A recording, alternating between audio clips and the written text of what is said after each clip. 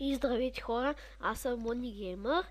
Днес ще ви покажа как да си направите Hexit сервер с храмач. Значи, ви трябва един специален лаунчер, който ще го има в линка отдолу. Ето го, техник лаунчер. Отваряте го. Чакате да зареди. Ето го, така ви показва. Чакате. И Modpacks, Hexit. Сега, нали, вие го нямате инсталиран, цъкате инстал, чакате и има play.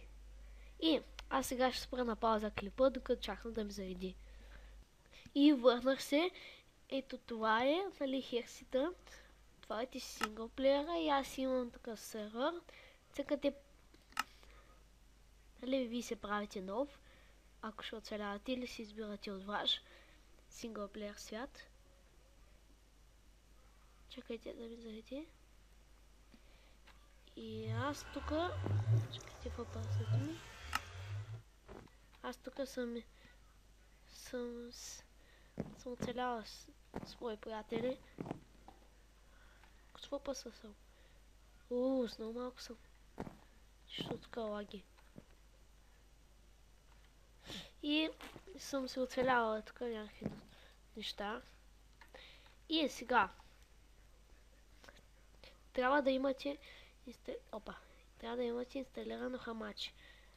Просто пишете хамачи download и го инсталирате. И аз, например, правите си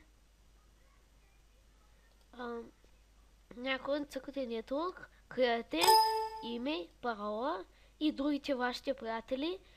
Те трябва да имат join. Цъкат и пишат името и паролата и join и влизат. И ето тук моите приятели са джойнали, ето ги. Само те. Вече трябва да сте свързани. Това го оставате. И цъкате Open to One. И тук, чакайте, отваряте KMD. Цъкате KMD и пишете IP config. Чакайте. IP config. Config и търсите. Чакайте.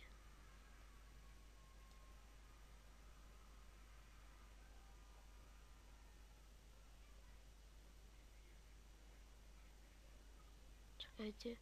Значи, тук нищо не съм бутал, значи къмъдато го забравяте. И тук си избирате дали има читове. On-off, както и да е. Тук Game Mode, тук нищичко не бутате. И тук е това IP адреса и порта и цъкате Start One Route.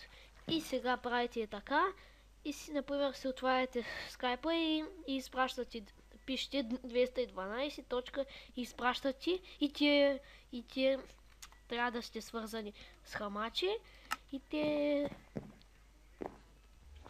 отиват на мултиплеер, добавят сервера и влизат и играят. И самото IP на Hexit не се променя. С едно е реална лъния. Не се променят, знаете. И това беше от мене. Чакайте. И ето ти до тази сервер, слагат се IP-то, down и влизат. И довиждане.